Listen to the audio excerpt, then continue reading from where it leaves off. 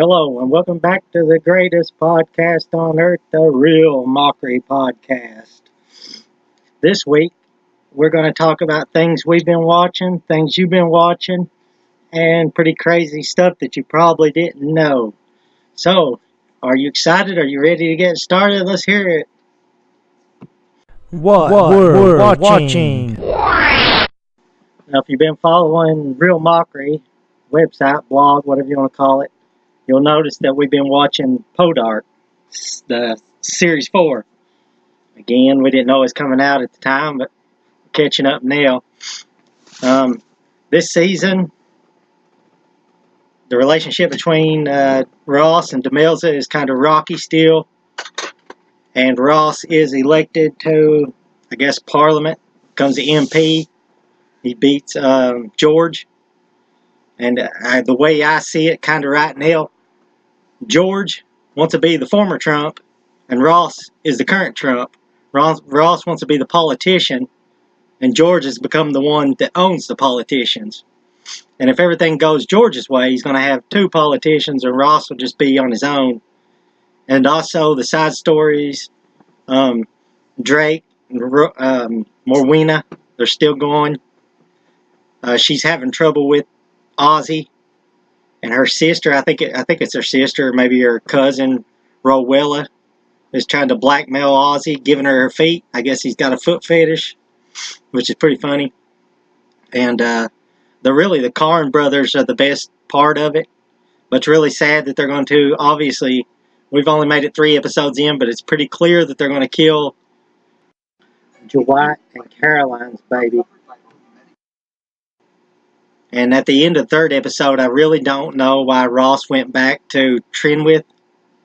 I don't know if the writers wanted to tell us that he's completely over, or they wanted to show us that Elizabeth is not the crazy woman that they pretended she was over the last couple episodes.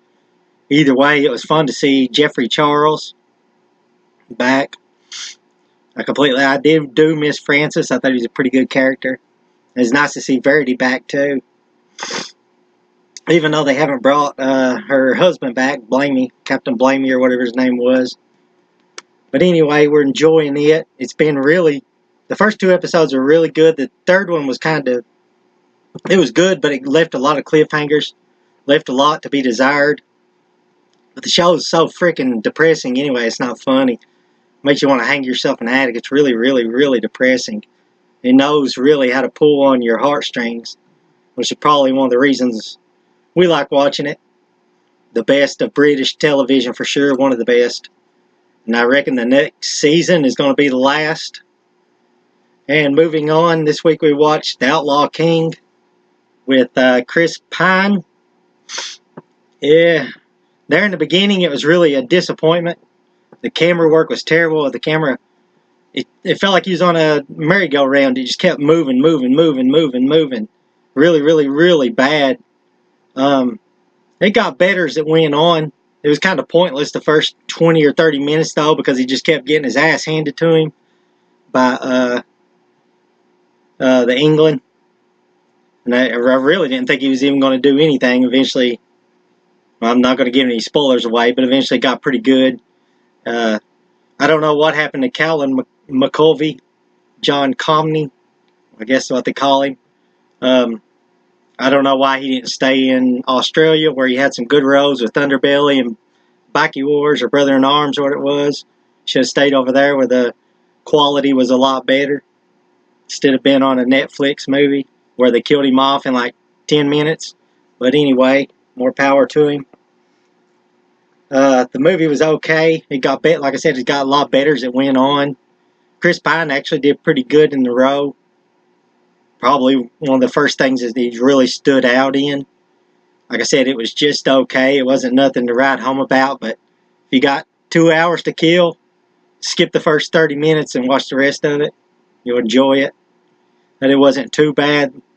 And another movie we watched this week was The Little Stranger with The Little Stranger with Ruth Wilson, Domhnall Gleeson, and Charlotte Rampling. And it's based on a, I think, 2008 book. Gleason plays Dr. Faraday. He is required to go to Hundreds Hall to check on Betty, played by, I think her name was Liv Hill or Hall, which she's really, really good in Three Girls. If you haven't seen that yet, definitely check it out. Very good about a, they call it Asian sex ring in Europe. Really good. But anyway, the little stranger, Dr. Faraday, is required to go to 100 Halls, and he remembers it from his childhood. He's kind of envious of the family, and he develops a relationship with, I think her name is Caroline in the movie. Yep, Caroline Ayers. And he gets really close with her, played by Ruth Wilson. And eventually, strange things starts happening in the house. The ending is kind of open-ended, so a lot of people might not like that, but I thought it was pretty good. It's definitely not a horror movie. You're not going to crap yourself. You're not going to be scared. You're not going to shut it off. It's just kind of a slow burner. Really makes you think along the way. But I thought it was pretty good. The writing wasn't too bad. The acting was pretty good. Nobody really stood out as being terrible. It's just an okay movie. I probably liked it better than The Outlaw King. And the ending, I like the ending. It kind of definitely makes you think. I'm not going to give any spoilers, but I kind of have my own idea of what happened. And nevertheless, it's really pretty good. I definitely recommend watching it if you have some time on your hands. I'm not sure where you can watch it, but I definitely recommend watching it. Pretty good show. And now we're going to move on to the next section of the podcast. We're going to be discussing things that you've been watching this week according to the hits on Reel Mockery. What you're watching. Besides 10 Star and The Last Kingdom. Last Kingdom's getting a lot of hits because I guess the new season is out on Netflix. Haven't had a chance to check it out yet. Hope it's just as good as it's been. But another show that you all have been watching a lot of this week is the Durrells In Corfu. It stars Keely Hawes, who I don't think gets enough credit. Just like with The Bodyguard, they've been hyping up Richard Madden, but she's really good in it too. Pretty much everything she's in is really good. Missing season 2. It's been getting a lot of hits. It's really good. She takes her family to Corfu, I guess to escape her mundane life in England. But it's not totally realistic, but it is good. The youngest son, I think he actually wrote the books, and he loves animals. Absolutely loves animals. Kind of like a Steve Irwin kind of guy, but he's really young. And it's just a quirky show, really upbeat. I've enjoyed it. The second season, I think it was the second season, wasn't nothing to write home about, but it got better. It's I think they play it on PBS Masterpiece, and I'm not sure if it's on, I think it's on ITV, not BBC. Yeah, the guy that plays Seven in it is kind of hit and miss in it, but they managed to do pretty good with his character. It's silly. I mean, it's nothing that you would take literally, but they managed to touch on a lot of topics, like the son Gerald. He meets a ex-prisoner, and they kind of touch on his history and stuff, and also Seven. He's a homosexual in the time. They try to jail him for it. So it's a silly show, but they do touch on some deep topics. It's a little depressing from time to time, but it's mostly upbeat, kind of funny. I know a lot of people didn't like it because it was unrealistic, and they portrayed Keely Hall's character as being a terrible mother. But I enjoyed it. It's pretty good. I think it's in its 3rd season now. I think scheduled for a 4th season. I'll definitely watch it. I like it. Huh?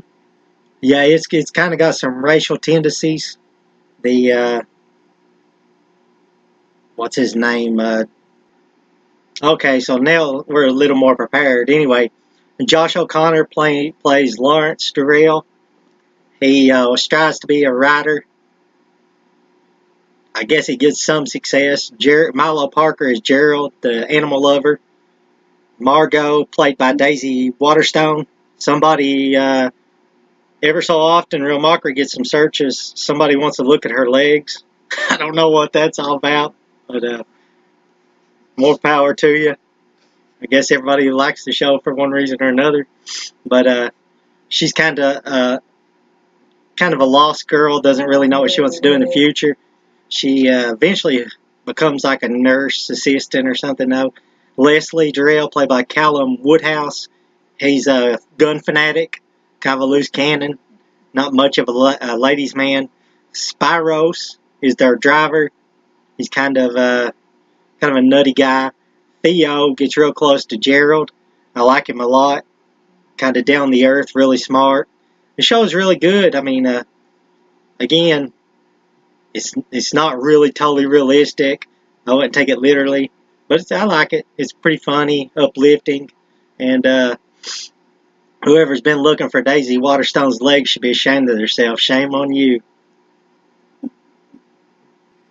Yeah, like I said, the other one you've been watching is The Last Kingdom. Destiny is all. It stars Alexander Draymond as Uhtred, son of Uhtred of Beddenberg. He, I guess he's a Dane, Viking kind of sorts. His brother's Ragnar, and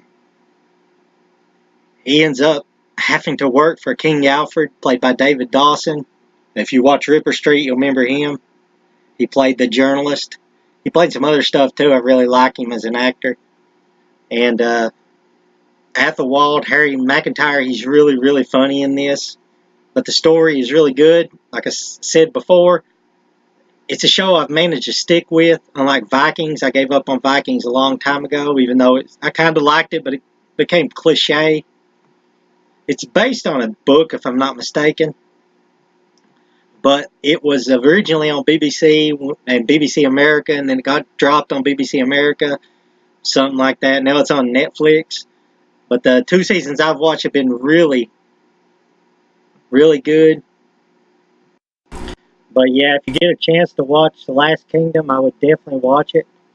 I don't know if the whole thing's on Netflix, but it should be. It's really, really good. Very good. Look, kind of like Vikings, but it's actually better. More realistic, more action. Just more in depth. I don't know. I just like it a lot more than Vikings. Even though I did like Vikings at least the first 2 or 3 seasons. And then it got cliche and I kind of lost interest in it. But definitely check it out. Looks like you already have from the views it's been getting on Mockery. And now we're moving on. Now I know all you conservatives are going to hate me for this, but let's talk about shows that need to die. The Connors. Or maybe the liberals that hate me. Either way, they thought they were going to do themselves justice getting rid of Roseanne. And it wouldn't matter if the writing is as bad as it is now on the Connors. My God, how didn't they kill off all the characters? The show is frigging horrible. Absolutely horrible. You can look at Internet Movie Database. I don't know if conservatives started a campaign to run it down in the dirt because Roseanne is gone. I don't know. Or people really think it's terrible, but it is terrible. It really, really is. I tried to watch it last night, and the only thing I thought was remotely interesting in it is the fact that they brought up a mugshot magazine. And I live in Little Hick Town, I've lived in Little Hick Towns, and I like looking at the mugshot magazines. It's the only thing I found interesting. And it wasn't even a joke. But the show is horrible. The acting, I don't know, all the characters they didn't come off as authentic. They were flaunting it. I don't know. It felt like it was a acting school. It felt like you were in college acting drama class. And the jokes are friggin' terrible. My God. How is this show even still going? I really don't get it. You got, anyway, John Goodman. My God, what happened to him? He was good and what was the Alpha House? I liked Alpha House on Amazon. I didn't ever finish it, but I liked it. But I guess he's supposed to be taking over for Roseanne now that she's gone. And no, it wouldn't be any better with Roseanne. If that's the kind of writing you got, the quality is horrible. It doesn't even belong on YouTube originals.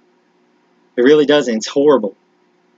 But anyway, John Goodman, he, I hate to say it, but he looked like a creepy uncle that probably looks at child porn. He's creepy. Guy's creepy in this show. I don't know if they meant that or what, but he's freaking creepy.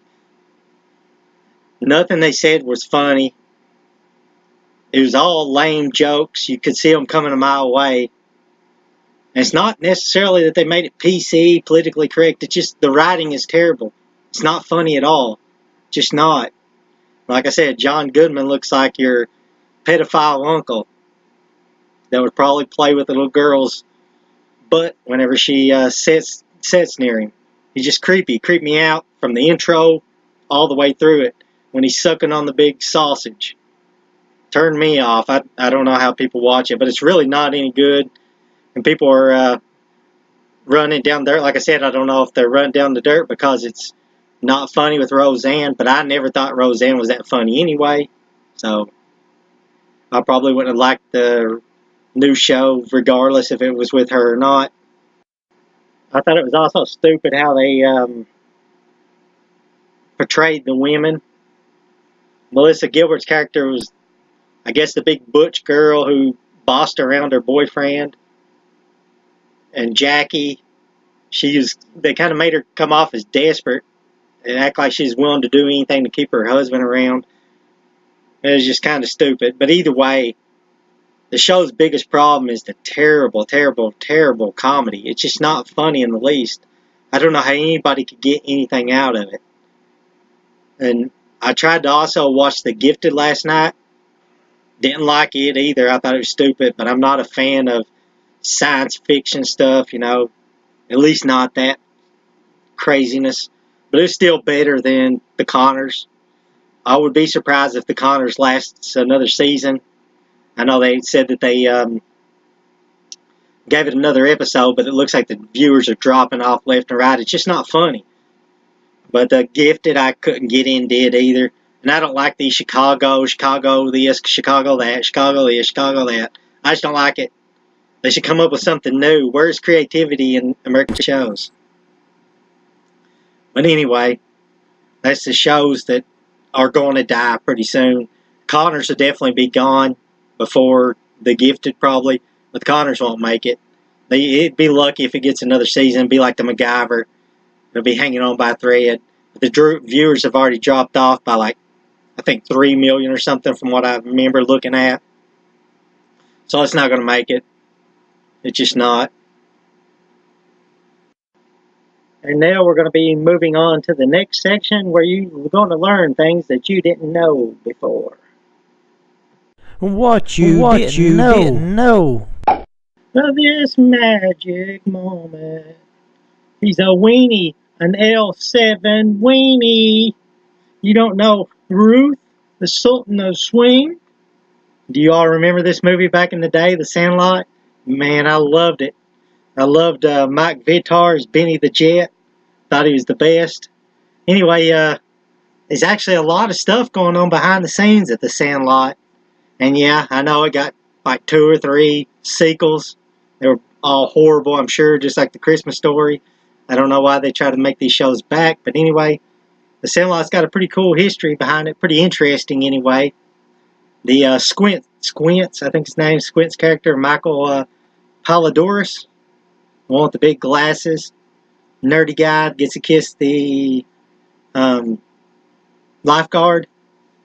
Believe it or not, he's based on I guess David Michael Evans, the writer, I guess he's based on his friend, same name, Michael Poldark. It's spelled different, but he's pretty much a exact replica. Wore the same clothes, the same way. I guess the Michael Poldark, the real life one, sued him because they copied exactly off of him, and they must have made fun of him back in the day because he was a nerd. He didn't get nothing out of it. Go figure. But I guess he was the exact replica, which is kind of sad that he didn't get nothing out of it. But that's the way the cookie crumbles, poor feller. But anyway, Squint's character was played by Chancey Leopardi. He was probably one of the best ones in it forever. But anyhow, they got sued because he was so much like the real life character. Again, pretty much the case got tossed out. Another one, Benny the Jet. If you remember at the end, it shows him playing baseball, and you got the main character where he's been the commentator. Benny the Jet, when he's older, when he's playing baseball, it's actually his brother that's playing. It's Paulo Vitar. And another thing about Mike Vitar is not too long ago, I guess November 2015, him and 3 other firefighters got in trouble for beating up a guy in their neighborhood, Samuel Chang. They said that they thought he was giving away tainted Halloween candy.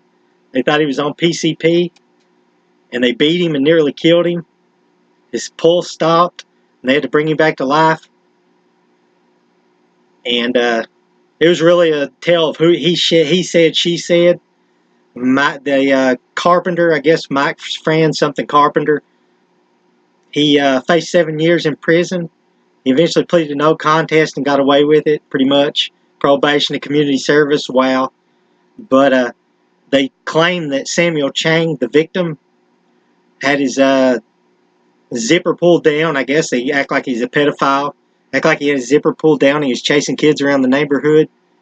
And I guess he was just giving out Halloween candy. They claimed that they thought it was tainted.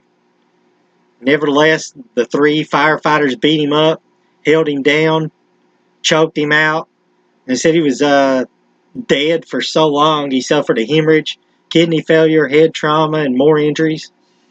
And who knows who's telling the truth, but it's still pretty sad that you had 3 or 4 firefighters beating him up. Yeah, they brought him back to life later, but still, Mike Vitar and all of his buddies got away with it pretty much. That's just the way it goes when you got money. People know who you are. Maybe you deserved it, maybe you didn't, who knows. But they got away with it. Pretty sad if he was really, really innocent, which he probably was. They said they tested his system and he didn't have any drugs at all. And the candy he was giving out didn't have any PCP, any drugs. So they were definitely wrong there. I think there was video recording of it eventually released, which I have not watched. But anyway, they got away with it. And as far as retro shows go this week, been watching Little House on the Prairie. And I know people loved it back in the day. For me, it's just kind of hit and miss. I do kind of like it. Some of the episodes are depressing, which I like. But some of the acting in it is really freaking terrible, to be honest with you. Especially Albert. Albert's kind of hit and miss. The character's really good, but the character Matthew Lobatrux, whatever the heck his name is, he's kind of hit and miss in it. And also the guy that plays Almanzo, he's terrible. Terrible. But the show itself is really good. It's depressing. Melissa Gilbert's pretty good as it, even though they're trying to make her into a sex goddess, and then later on, it's probably better. It's probably better when they're really kids. But Michael Landon and Karen Grassley are really the best. Grassel, they're the best. The mom and dad, the 2 best in it for sure. But I mean, it's not bad. It's a good show. I've never read the books. I don't know how accurate they are to it. But it's pretty interesting. Kind of shows you a different perspective.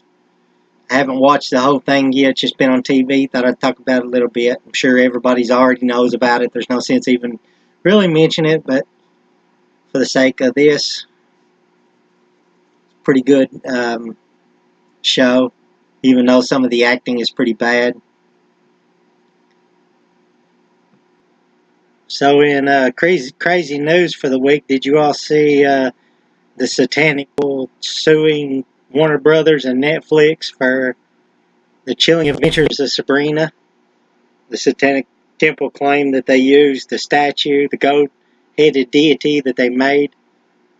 I guess now the lawsuit has been settled. It doesn't really say what they got out of it, but I guess Warner Brothers and Netflix was accused of copyright infringement.